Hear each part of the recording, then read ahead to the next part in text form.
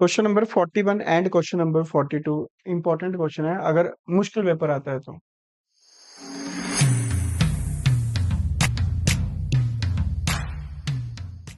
To partners हैं, ratio है 3:1। इन दो में से ये नीना बिजनेस छोड़ के जा रही है एंड हर क्लेम इंक्लूडिंग उसकी कैपिटल को मिलाकर। एंटाइटलमेंट का मतलब है revaluation, general reserve, profit and loss, सारी चीजें को इंक्लूड करके जो उसको अमाउंट पे करना है फर्म ने, वो पे करना है कितना? 60,000 रुपीज। जब ये अमाउंट को कैलकुलेट कर लिया गया तो it was found that there was some unrecorded office equipment valued at rupees. जैसे ही नीना जा रही थी वो एकदम से रुक गई, कहती एक मिनट एक मिनट एक मिनट, मेरा अनरिकॉर्डेड एसेट मिली है फर्म में। इसमें भी उसका फायदा है। अनरिकॉर्डेड एसेट बिजनेस के लिए क्या होती है? Profit loss. आपको निकालना है अनरिकॉर्डेड एसेट, रीवैल्यूएशन अकाउंट की क्रेडिट साइड में आता है। ये अनरिकॉर्डेड एसेट मिली है और वो मिली है 18,000 रुपीज। ये प्रॉफिट है, ये प्रॉफिट को दो लोगों में डिस्ट्रीब्यूट कर दिया जाएगा। किसमें? ओल्ड पार्टनर्स में, ओल्ड रेशो में। इस केस में पीयू और इस रेशो में। तो नीना का जो शेयर बनता है, नीना का रीवैल्यूएशन के प्रॉफिट में, वो बनता है कितना? 1/4 करो। पहले कितने देने थे उसको? 60। अनरिकॉर्डेड एसेट मिलने की वजह से रीवैल्यूएशन का प्रॉफिट इंक्रीज हुआ। रीवैल्यूएशन का प्रॉफिट इंक्रीज होने से उसका कैपिटल का अमाउंट इंक्रीज हो गया। पहले उसको 60 देने थे, 4500 और देने हैं। टोटल अमाउंट कितना पे करना है उसको? 64,500। क्वेश्चन में लिखा हुआ है upon recording this office equipment revised amount बताओ जो नीना को देना है। रिवाइज्ड अमाउंट हमने निकाल लिया, ये रिवाइज्ड अमाउंट है। पहला पार्ट हमने इनका सॉल्व कर लिया। एंड पीयू को जो पेमेंट करी, ये वाली पेमेंट कैसे करी इसने? सॉरी, पीयू को, नीना ना, नीना को जो पेमेंट करी ये वाली कैसे करी, वो लिखा हुआ है। P U settled it by giving Neena this 64,500 देने थे, जिसमें से ये 18,000 का ऑफिस इक्विपमेंट दे दिया। बाकी जो बैलेंस बचा उसके लिए क्या एक्सेप्ट किया? प्रॉमिसरी पेमेंट की एंट्री होती है, बचपन से पढ़ते आ रहे हैं, paid cash to Neena, Neena debit to cash, वही एंट्री है। नीना को पेमेंट करनी है, नीना कैपिटल अकाउंट डेबिट, जो दिया वो लिख दो यहाँ पे। क्या दिया? ऑफिस, ऑफिस इक्विपमेंट दिया। बाकी जो बैलेंस बचा उसके लिए हमने बिल्स ऑफ एक्सचेंज एक्सेप्ट कर लिया। जब बिल्स ऑफ एक्सचेंज एक्सेप्ट करते हैं उसके लिए वर्ड यूज होगा, तो यहाँ पे दिखाओगे 64,500। चेक करो ऑफिस इक्विपमेंट कितने का था। इतनी देर लगा रहे हो यार, क्या बात कर रहे हो? सामने तो लिखा हुआ 18,000 का। 64 में से 18 माइनस करो, 46,500। ठीक है, कोई डाउट है तो पूछ लो। तो जब भी कोई अनरिकॉर्डेड एसेट मिलेगी वो क्या होता है? प्रॉफिट। और अनरिकॉर्डेड लायबिलिटी होती है, वो क्या होता है? लॉस। अगर इसी क्वेश्चन में अनरिकॉर्डेड लायबिलिटी होती तो वो लॉस होता, लॉस होने की वजह से इसका प्रॉफिट 60 की जगह कम हो जाता। और ठीक है, याद रखना है। इसी क्वेश्चन का बड़ा भाई, question number 42, which is very very important question. ध्यान से पढ़ो क्या लिखा हुआ है। 3 पार्टनर्स हैं, इन 3 में से ये रिटायर हो गया। Q retire and his claim including his capital and his share of goodwill is rupees 8 lakh. Total 8 lakh rupees pay कर। There was an unrecorded furniture जिसकी वैल्यू कितनी है? 60। अनरिकॉर्डेड फर्नीचर फर्म के लिए प्रॉफिट होता है, यहाँ लिख लो अनरिकॉर्डेड फर्नीचर, इस साइड लिख दो ताकि याद रहे। प्रॉफिट होता है रीवैल्यूएशन की क्रेडिट साइड में। कितने का मिला वो? 60। 3/4 of which was given to an unrecorded creditors. कितने के? यहाँ लिख लो अनरिकॉर्डेड क्रेडिटर्स। अनरिकॉर्डेड फर्नीचर 60 का मिला, अनरिकॉर्डेड लायबिलिटी 1 लाख की मिली। ये थोड़ा अपने आप को अप्लाई करके देखो कि अगर आपको घर पे या बिजनेस में कोई ऐसी एसेट मिल जाती है जो तुम्हारी नॉलेज में नहीं थी और उसकी वैल्यू कितनी थी? 60, उसकी तुम्हें खुशी होती है। फिर जैसे ही तुम्हें पता चलता है कि यार ऐसी लायबिलिटी है जो हमारे को याद ही नहीं थी और रोज जाने से कितनी देनी पड़ जाए, 1 लाख, तो बड़ा गम लगता है। बट हुआ क्या इस क्वेश्चन में? देखो ध्यान से क्या लिखा हुआ है। 3/4, इस 60 का 3/4, इसका 3/4 करो, 45,000।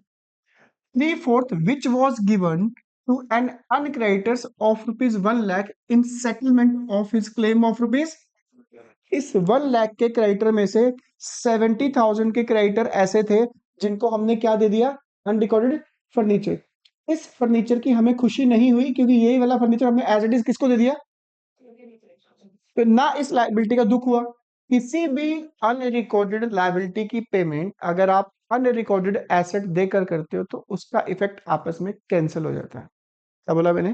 किसी भी अनरिकॉर्डेड लायबिलिटी की पेमेंट अगर आप एसेट देकर करते हो तो उसकी एंट्री नहीं होगी, कैंसिल हो जाएगी। याद रखना, और वर्ड याद रखना, अनरिकॉर्डेड वर्ड बोला मैंने। तुम्हारे लिए जो एक्चुअल लॉस है, एक्चुअल लॉस 70 नहीं है, वो कितना बचा? 30। ये तो आपस में कैंसिल हो गए, ये भी कैंसिल होगी। ठीक है, एक्चुअल लॉस तुम्हारा 30 है।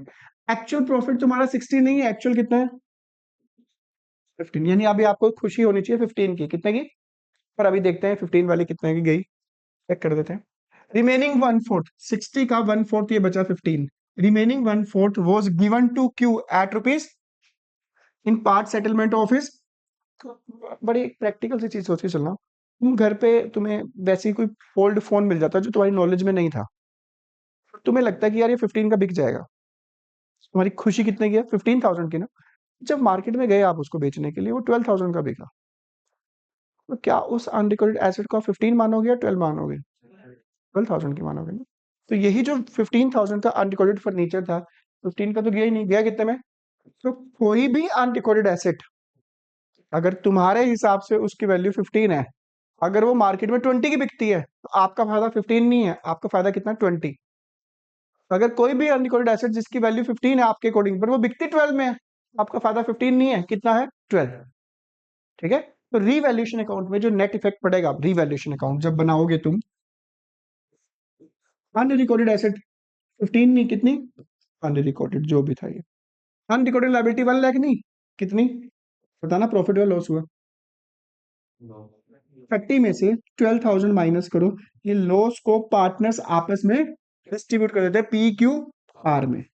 इस रेशो में देख लो क्या रेशो है। रेशो गिवन नहीं है तो क्यों बड़ा परेशान है, कहता है यार मैं चला ही जाता, इससे अच्छा ना ही बात करता, ज्यादा बेटर था। भी कितने मिल रहे थे उसको पहले? 1 लाख। अब लॉस कितना हुआ? क्यों का लॉस? 8 में से फॉर्म, इससे लॉस के पैसे, क्योंकि पिछले क्वेश्चन में प्रॉफिट में हिस्सा भी तो दिया था, इस क्वेश्चन में लॉस हो रहा है तो लॉस में से पैसे काटे जाते हैं। ठीक है, तो 8 लाख में से आप उसके 6,000 रीवैल्यूएशन अकाउंट के पैसे काट लोगे। आपने जो उसको पेमेंट करनी है वो कितनी करनी है? 7 लाख। 7,94 पेमेंट की वही एंट्री है, किसको पेमेंट करनी है? क्यू को। Q capital account debit 7,94,000 rupees देने हैं। क्या दिया उसको?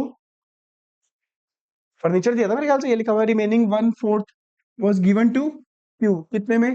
12,000 में। ठीक है, फर्नीचर भी लगा ना। हाँ, टू फर्नीचर, कितने का? बाकी जो बैलेंस बचा लिखा होगा, balance of Q claim was discharge by two bank. 794 में से 12,000 माइनस करो, ये बचा 7,80,000। इस कहानी से, इस पूरे क्वेश्चन से, ऐसे क्वेश्चन और भी मिल सकते हैं तुम्हें, बुक में भी एक क्वेश्चन होगा, इलस्ट्रेशन होगा ऐसा। आपको इस क्वेश्चन को पढ़ के आपको पहले चीज तो आइडेंटिफाई करनी है कि एक्चुअल में अनरिकॉर्डेड लायबिलिटी कितनी मिली, 1 लाख। अनरिकॉर्डेड एसेट कितनी मिली? 60। फिर आपने ये देखना है कि कितनी लायबिलिटी की पेमेंट एसेट देकर सेटल करी। ठीक है, 3/4, 45,000 का फर्नीचर, इसको दे दिया 70,000। तो किसी भी अनरिकॉर्डेड लायबिलिटी की पेमेंट अगर अनरिकॉर्डेड एसेट देकर करते हो तो इसकी आपस में सेटलमेंट हो जाती है, इसका कोई इफेक्ट बिजनेस को नहीं पड़ता। बिजनेस को इफेक्ट पड़ेगा सिर्फ और सिर्फ ये जो 30,000 का अचानक से बर्डन आया है, इसका इफेक्ट पड़ेगा। हाँ, एक एडवांटेज मिला उसे 15 का, जो फॉर्म के पॉइंट ऑफ व्यू से 15 लगता है। दूसरा आपको याद रखना है कि अनरिकॉर्डेड एसेट, दो टॉपिक याद रखना है इस पॉइंट में। पहला, अनरिकॉर्डेड लायबिलिटी की पेमेंट अनरिकॉर्डेड एसेट देकर करते हो, उसका इफेक्ट है कैंसर। दूसरा आपको याद रखना है, अनरिकॉर्डेड एसेट जितनी मर्जी हो बुक वैल्यू, तो जितने की वो बिकेगी, एक्चुअल एडवांटेज आपका, एक्चुअल फायदा उतना ही ट्रीट करोगे आप उसको। तो 2 पॉइंट याद रखना है। ठीक है, तो 15 की बची थी, 15 वाली बिकी कितने में? 12 में। तो आप इसको 15 ट्रीट नहीं करोगे, अनरिकॉर्डेड एसेट 12 ट्रीट करोगे, तो बची अनरिकॉर्डेड लायबिलिटी लॉस है तुम्हारे लिए। कोई शक? ठीक है, ये क्वेश्चन ना, इसमें एक भी पॉइंट ऐसा नहीं है कि जो रीवैल्यूएशन अकाउंट में तुम्हें ना आता हो, जो हमने चैप्टर नंबर 3 में ना किया हो। फिर भी गो थ्रू कर लो। स्टॉक डेप्रिशिएट हुआ, ऑब्वियस लॉस है, हो जाएगा। प्रोविजन फॉर डाउटफुल डेट्स 5% बनाना है डेटर्स के ऊपर। 5,000 का 5% बनता है 250। पहले था 100, अब कितना है 250। 150 इंक्रीज हो गया है, इंक्रीज होगा तो लॉस रीवैल्यूएशन की डेबिट साइड में to provision for doubtful debts 150 rupees. Land and building asset होती है, इसकी वैल्यू 20% बढ़ गई है। लैंड एंड बिल्डिंग 25,000 की थी, 20% वैल्यू बढ़ गई है, 5,000 का प्रॉफिट हुआ है, बाय साइड में दिखा दोगे। प्रोविजन ऑफ प्रोविजन जब भी नजर आ जाए, प्रोविजन लायबिलिटी होती है, इंक्रीज होगा तो लॉस, डिक्रीज होगा तो 750 का प्रोविजन बनाना पड़ा हमें, किस लिए? आउटस्टैंडिंग। तो to provision for outstanding legal charges 750 rupees आप रीवैल्यूएशन की डेबिट साइड में दिखा दोगे। ये वाला पूरे चैप्टर में बार बार एक ही पॉइंट आता है, गुडविल ऑफ द फर्म। तो ये तुम्हारे टिप्स पे होना चाहिए पूरे पार्टनर्स कैपिटल अकाउंट में। अगर कैलकुलेशन जब की जाती है तो सबसे ज्यादा मार्क्स का ये गुडविल की ही कैलकुलेशन होती है कि कैसे आप गुडविल कैलकुलेट करते हो और कैसे वो गेनिंग पार्टनर्स को देते हो, उसकी पोस्टिंग सबसे ज्यादा मार्क्स की होती है तुम्हारे। ठीक है, वो हम पहले भी बहुत बार कर चुके हैं। हाँ, तुम्हें सिर्फ और सिर्फ जो याद रखना है, मैंने तुम्हें चैप्टर नंबर 3 जब करवाया था एडमिशन ऑफ अ पार्टनर, जिसका मैंने लास्ट केस बताया था, जिसमें तुम्हारी टू बैलेंस सीडी को हम क्या बनाते थे, याद है कुछ? By balance B D. मैंने कहा था एग्जैक्ट सिर्फ और सिर्फ एक ही केस है चैप्टर नंबर 4 में, मैंने उस समय कहा था। तो ये वो वाला क्वेश्चन है। क्वेश्चन में देखो क्या लिखा हुआ है, that the entire capital of the new firm कितनी होनी चाहिए? न्यू फर्म में बचे कौन?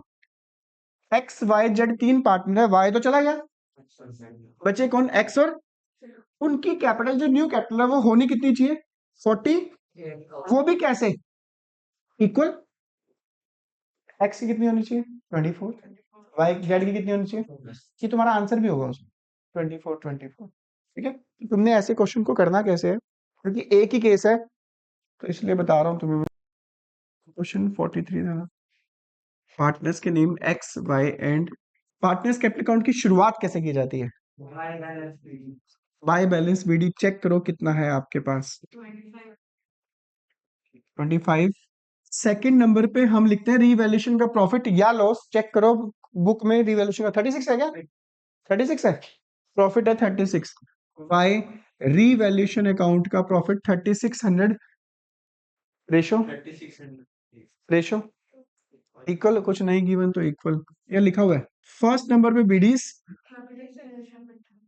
कैपिटल की रेशो है, कैपिटल की रेशो है 543। 3600 को 543 में डिस्ट्रीब्यूट करोगे 1500, 1200 और 900। देन चेक करते हैं बैलेंस शीट की लायबिलिटी साइड, कुछ डिस्ट्रीब्यूट करने वाला तो नहीं है, चेक करो। नहीं है, फिर है लायबिलिटी साइड में कितनी चीजें होती है? 3 टाइप्स के रिजर्व और एक प्रॉफिट एंड लॉस का प्रॉफिट। बैलेंस शीट की एसेट साइड में 3 चीजें दी होती है, goodwill, advertisement suspense and profit and loss का लॉस। तीनों में से कुछ गिवन है? नहीं है। लास्ट स्टेप होता है कि जो पार्टनर जाता है फर्म को छोड़कर, उसको गुडविल दी जाती है, और वो कौन देते हैं? Gaining part. ठीक है, गेनिंग रेशो निकालनी बहुत ज्यादा इंपॉर्टेंट है। गेनिंग रेशो निकालने का फॉर्मूला न्यू माइनस ओल्ड। पहले तो उसका शेयर निकालो कितना है। फर्म की गुडविल कितनी है? 16,000। 16,200 में उसका शेयर निकालो 1/3। नहीं, 1/3 तो नहीं है, 16,000 वाई डालो ना, 543, 4/5400। गेनिंग रेशियो निकालो एक्स की। ओल्ड न्यू कितनी है? Old 5/12, 6 minus 5, 1/12। जेड की न्यू है 1/2, 3/12। 6 माइनस 3, 3 गेनिंग रेशियो 1/3। 5,400 एक्स और जेड देंगे वाई को। याद करो पोस्टिंग क्या होती है, देर मत लगाओ इतनी। By X capital account, by Z capital account, किसके कॉलम में? 5,400 को 1/3 में डिस्ट्रीब्यूट करोगे 135040। और भी कहीं कुछ लिखना है? To Y capital account. ये लास्ट स्टेप होता है तुम्हारा रिटायरमेंट वाले टॉपिक में, और उसके बाद तुम्हें जो पार्टनर रिटायर होता है, रिटायर, उसकी टोटलिंग करनी है। 20,000 प्लस 54, 25,400 प्लस 12, 26,600।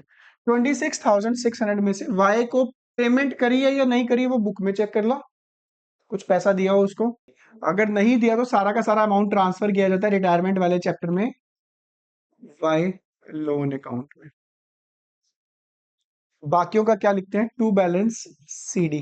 26,500, 15,900, 26,500 में से 1350 माइनस करो, 25,150 एंड 15,900 में से माइनस करो 11,850 आएगा। 900 में से 50 माइनस करोगे 850। अब तुमने जो कैपिटल निकाली टू बैलेंस सीडी वो तो निकाल दी तुमने, बट वो खुश नहीं है। वो कहता ना मुझे नहीं चाहिए ये capital। मुझे कितनी चाहिए कैपिटल, वो भी किस रेशो में, for the purpose, for the purpose actual cash is to be brought in, और पढ़ रहे हैं तो लेकर आओ, ज्यादा है तो विड्रॉ कर लो। ठीक है, आप क्या करो ऐसे क्वेश्चन में, इस सीडी को बना दिया जाता है बाय बैलेंस 25,150, 11,850, ये तुमने निकाली है। ठीक है, होनी कितनी चाहिए एक्चुअल में टू बैलेंस सीडी, 48, वो भी कैसे, हाफ हाफ, 24। इलस्ट्रेशन में इसको भी पीडी बना रखा है, फिर यहाँ लोन दिखा रखा है, उससे कोई फर्क नहीं पड़ता, तुम ऊपर लोन दिखाओ नीचे लोन, कोई फर्क नहीं पड़ता बस। एक्स कहता है कि यार मेरा बैलेंस तो पड़ा है 25,150 और फॉर्म में डिसाइड हुआ है होने कितने चाहिए, पता है मैं तो निकाल लेता हूँ पैसे, पिज्जा वगैरह चाउमीन वगैरह ले जाएंगे ना उस दिन घर के 1150 रुपीज के, तो जो विड्रॉ करेगा तो क्या लिखूं, कैश लिखूं या बैंक लिखूं, बैलेंस शीट की एसेट साइड में अगर बैंक का बैलेंस है तो बैंक लिखो, कैश का तो कैश लिखो। ये नहीं लेके जाएगा कुछ घर पे, क्योंकि इसका बैलेंस कितना पड़ा है 11,850, और फॉर्म में डिसाइड किया हुआ कितना होना चाहिए, ये तो घर से लेके आएगा, चाउमीन पिज्जा नहीं पैसे। यहाँ पर क्या लिखे, बाय बैंक 12,150, टोटल करो। ठीक है जी, मुझे सिर्फ इतना बताना बैलेंस शीट में बैंक का कितना बैलेंस शो करेंगे। 15,600 पहले से पड़े हैं, बताओ 15,600 तो पहले से पड़े हैं, बताओ क्या कितना दिखाएं। हाँ, 15,000 कितने थे वो, 600 ये पड़े हैं। अब बताओ मुझे क्या प्लस करना है क्या माइनस करना, ये विड्रॉ कर लिया उसने 1150, 14,450 प्लस क्या करना है, जैसे ही आप देखोगे बुक में आपके पास आंसर भी होगा कैश एट बैंक का 26,600 है।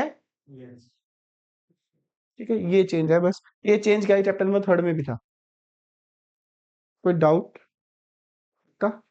रीवैल्यूएशन के जितने भी पॉइंट्स हैं हर एक पॉइंट का इफेक्ट बैलेंस शीट पे पड़ेगा, याद रखना। ज्यादातर बच्चे अनरिकॉर्डेड एसेट और अनरिकॉर्डेड लायबिलिटी को लिखना भूल जाते हैं। ठीक है, वैसे इस क्वेश्चन में ना, इसी क्वेश्चन में बच्चे प्रोविजन फॉर ये आउटस्टैंडिंग लीगल चार्जेस लिखना भूल जाएंगे बैलेंस शीट में, रीवैल्यूएशन में दिखा देते हैं, बैलेंस शीट में नहीं दिखाते, कहते कंपेयर करने के लिए तो कुछ है नहीं, हम नहीं दिखाते, फिर वो कहते हैं आंसर मैच नहीं कर रहा, बैक कह रहे क्वेश्चन सारा ठीक है, बैलेंस शीट नहीं मैच आई, अब बाद में पता चलता है रिवैल्यूएशन भी गलत था, फिर कैपिटल अकाउंट भी गलत था। ये वही क्वेश्चन है, बस उसको 1 मार्क में और 3 मार्क में कन्वर्ट कर रखा है। ठीक है, आपके पास टू बैलेंस शीट गिवन है, चेक कर लो, पढ़ लो क्या लिखा है, 3 पार्टनर्स हैं, रेशियो कितनी है 5:4, विजय रिटायर हो गया, कहता है आफ्टर मेकिंग ऑल एडजस्टमेंट यानी by balance B D revaluation general reserve सब कुछ करने के बाद आपके पास पार्टनर्स की कैपिटल गिवन है 2 लाख, और it was decided to adjust the capital of Ajay and Sanjay in their. अब ये मजेदार क्वेश्चन है, बहुत बढ़िया वाला। अजय और कौन था बंदा, विजय, कितनी कैपिटल है इनकी 2 लाख, और इसको बोलते हैं एग्जिस्टिंग कैपिटल। विजय की जगह संजय चला गया, विजय चलो टाटा बाय बाय, इसको बोलते हैं एग्जिस्टिंग कैपिटल, जो तुमने निकाली टू बैलेंस सीडी। आप मुझे बता सकते हो इस क्वेश्चन को देख के न्यू कैपिटल कितनी होनी चाहिए, तुमने कभी वो सुना है कि नाम जप करो नाम जप करो, नाम मतलब कुछ नाम मिल जाता है ना जब, जैसे क्या मतलब है उसका, क्यों कहते हैं, कुछ अच्छा होता है उससे, साइंटिफिकली कुछ है। पुराने जमाने में, जब पुराने जमाने में वो जो नाम मिलता था ना, नाम जपते थे लोग, उसको पहले तो कहा गया कि मॉर्निंग में उठ के करना चाहिए, मॉर्निंग में जैसे ओम बोलते हैं ना, उसका साइंटिफिकली रीजन ये होता था, एक ही वर्ड को अगर आप ऐसे बोलते हो तो आपको माइंड जो है ना, माइंड रिलैक्स होता है, तरंगे से निकलती है साइंटिफिकली। माइंड का लेफ्ट राइट राइट थोड़ा कूल होता है, बैलेंस बना रहता है। उसका साइंटिफिकली लॉजिक ये था। अब जैसे ये पागल हो गए इस टाइम पे, तुम्हारा देखो माइंड मतलब ना कंसंट्रेशन लेवल तुम्हारा जैसे हो गया कि इसमें देखो लाइन देखो क्या लिखे है। ये लिखा हुआ है इट वाज डिसाइडेड, ये दोनों की कैपिटल है। कह रहा है ये डिसाइड हुआ कि जस्ट करो इनकी कैपिटल को किस रेशो में, भाई इनकी कैपिटल को, कितनी कैपिटल है इनकी, इसको एडजस्ट कर दो प्रॉफिट शेयरिंग रेशो में। चेक करो अजय और संजय की न्यू प्रॉफिट शेयरिंग रेशो है कौन सी। ये निकल लिया, रेशो कितनी बची, भाई इन दोनों की कैपिटल को 5:3 में एडजस्ट कर दो। तो 3 लाख को करो 5:3 में। अब न्यू कैपिटल नहीं दे रखी, इन दोनों के तो कहा एडजस्ट करने के लिए। 1,87,500 इसकी होनी चाहिए, 1,12,500 इसकी होनी चाहिए, ये न्यू कैपिटल होनी चाहिए। कौन चाउमीन लेकर जाएगा और कौन नहीं लेकर जाएगा। हाँ, अजय की अभी कैपिटल कितनी है, होनी कितनी चाहिए, ये तो पैसे निकाल लेगा। कौन लेके जाएगा चाउमीन, अजय लेके जाएगा ना, कितने की, ओ भाई साहब ये तो पूरी गली गली ले जाएगा। ये क्या करेगा, विड्रॉ, ये बड़े परेशान बेचारा। ये क्या करेगा, ये बेचेगा चाउमीन, फिर पैसे इकट्ठे करेगा। जर्नल एंट्री बताओ, जर्नल एंट्री क्या होगी, कैश विड्रॉ की। अजय डेबिट टू कैश या बैंक, कैश या बैंक, इसकी बैंक अकाउंट डेबिट टू, ठीक है जी। भगवान भला करे मेरा। इसमें बताना रीवैल्यूएशन में प्रॉफिट कितना हुआ, लॉस कितना हुआ, रीवैल्यूएशन का ये वाला क्या लिखा हुआ है, टू में मैंने बताया था कुछ। वैसे तो इंग्लिश कहती है कि बनती लाइन यही है कि प्रोविजन फॉर डाउटफुल डेट 30 से कम होके 10 रह गया है। अंडरस्टूड है कि 30 से 10 रह गया तो बीच डिक्रीज हुआ है। तो आपके थोड़ा सा मतलब इजी करने के लिए मैंने बताया था कि अगर 2 वर्ड हो तो कंपेयर कर लेगा, ठीक है। ये मुझे बताने की जरूरत है, अच्छा चलो देखो जरा क्या करते हैं, इसमें बताना है प्रॉफिट है लॉस है। अंडर वैल्यूड और ओवर वैल्यूड दो वर्ड ऐसे हैं जिसका मतलब उल्टा होता है। अंडर वैल्यूड का मतलब है कि ये जो लैंड एंड बिल्डिंग है हमने 1 लाख रुपीज कम दिखा रखी है, एक्चुअल वैल्यू इसकी कितनी है, ज्यादा, 6 लाख है। हाँ एक्चुअल वैल्यू कितनी है, 6 लाख, 1 लाख उसकी ज्यादा है, तो बाय साइड में दिखाओगे लैंड एंड बिल्डिंग। ये पता है किस निकालते हैं, इंपॉर्टेंट पॉइंट था। तो ला दिया तो यार, यहाँ पे खुशी के आंसू इतने, 100 अपॉन 120, 20 कह रहे हो कहीं, 20 मैच सुन के 20 ना कर देना, 120 करना है यहाँ पे। इसका क्या करोगे, इसका profit loss by side, by computer. भाई ये देखना क्या लिखा है, it was decided to pay off C by giving him this. जब पार्टनर्स जो रिटायर हो रहा हो, जब उसको पेमेंट की जाती है कंप्यूटर देके, तो पार्टनर्स कैपिटल अकाउंट में कहाँ और क्या लिखते हैं, टू साइड में। कंप्यूटर कैश दोगे तो टू कैश लिख देना, बैंक लिखोगे टू बैंक लिख देना, कंप्यूटर दोगे तो कंप्यूटर लिख देना, फर्नीचर लिखोगे टू फर्नीचर, ड्रोन ड्रोन दोगे तो टू मोटर व्हीकल दे देना, है ना, और वही मोटर व्हीकल, ठीक है। प्रोमिसरी नोट दोगे तो बीपी कर देना, ब्लड प्रेशर वाला नहीं, बिल्स ऑफ, बिल्स पेबल वाला। एक तो ना ये डांस करने का मन कर जाता है। अब पेपर कभी ऐसा नहीं आएगा you are required to prepare, what prepare, वो तो इसमें है ही नहीं, है ना, पर वो बुक में है, रीवैल्यूएशन अकाउंट और कैपिटल अकाउंट। सी लोन अकाउंट बनाने के लिए भी कहा है, जय माता दी। चेक करना लोन का बैलेंस कितना निकला, 2,39,000। अब सुनो मेरी बात ध्यान से, लोन का अकाउंट बनाने जा रहा हूँ और ऐतिहासिक अकाउंट है, मतलब उस अकाउंट से तुम्हारा लोन का टॉपिक कवर हो सकता है। तो कृपया करके बड़े ध्यान से और बहुत शिद्दत से देखना उसको, क्या लिखा हुआ है। 2,39,000 की पेमेंट करनी है, कैसे पेमेंट करनी है वो लिखा है, द बैलेंस जो है एनुअल इंस्टॉलमेंट देनी है कितने की, टुगेदर विद इंटरेस्ट, उस साल का जितना इंटरेस्ट बनता है वो भी दे देना, ठीक है। इंटरेस्ट कितने परसेंट है, अगर रेट ऑफ इंटरेस्ट गिवन ही ना होता। क्वेश्चन 46 है ना। ये जो प्राणी सी जो रिटायर हुआ है 1 अप्रैल 2020 को हुआ है, सबसे पहले तो यहाँ लिखना 1 अप्रैल 2020, यहाँ पे लिखोगे 2,39,000। पता कैसे चलेगा कि आया कहाँ से ये? कैपिटल अकाउंट से आया। कौन सा अकाउंट से? तो यहाँ लिखोगे बाय। मैंने डेबिट साइड में यहाँ क्यों नहीं दिखाया 2C कैपिटल? लोन हमारी लायबिलिटी होती है, लायबिलिटी का क्रेडिट बैलेंस होता है, तो क्रेडिट साइड में दिखाया बाय सी कैपिटल अकाउंट। फर्म ने उसको पैसे देने हैं। मेरी बात सुनो ध्यान से। बस हमने चैप्टर था इजी सा डेप्रिसिएशन वाला, याद है? तो ऐसा वजह इसने किया ही नहीं था वहाँ उस टाइम पे। चलो नहीं किया तो कोई दिक्कत नहीं है। उसमें एक मेथड था डिमिनिशिंग बैलेंस मेथड, जिसमें बची हुई वैल्यू पे लगाते थे, है ना? वही। प्रैक्टिकली सोच के चलो, प्रैक्टिकली तुमने किसी से 2,39,000 रुपीज लिए और तुमने कहा भाई मैं तुझे 1-1 लाख रुपए दे दूंगा 2 किस्तों में, बाकी तीसरे साल सारे दे दूंगा। अभी इस साल तुमने कितने लिए उससे? 2 लाख। तो जो 1 ईयर का वो इंटरेस्ट लेगा किस अमाउंट पे लेगा? जितना लोन लिया उसी पे देगा ना। इस अमाउंट पे निकालना इंटरेस्ट 1 साल के बाद 31 मार्च 2021 को यहाँ पे दिखाएंगे by interest on C loan. Loan भी लिख सकते हो। कितने परसेंट है? निकाल दो इसका डायरेक्ट 10%। टोटल कर देना 2,62,900।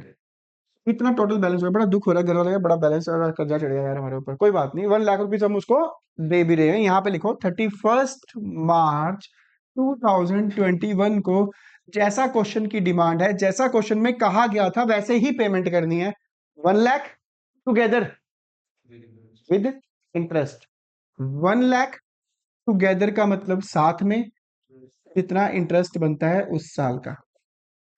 कितनी पेमेंट करेंगे? 1,23,000।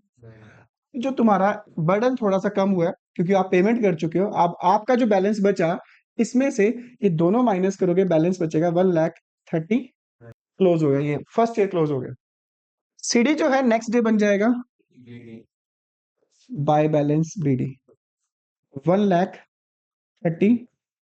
यानी अब तुमने सामने वाले बंदे को कितनी पेमेंट करनी है? बैलेंस कितना रह गया? 1,00,000।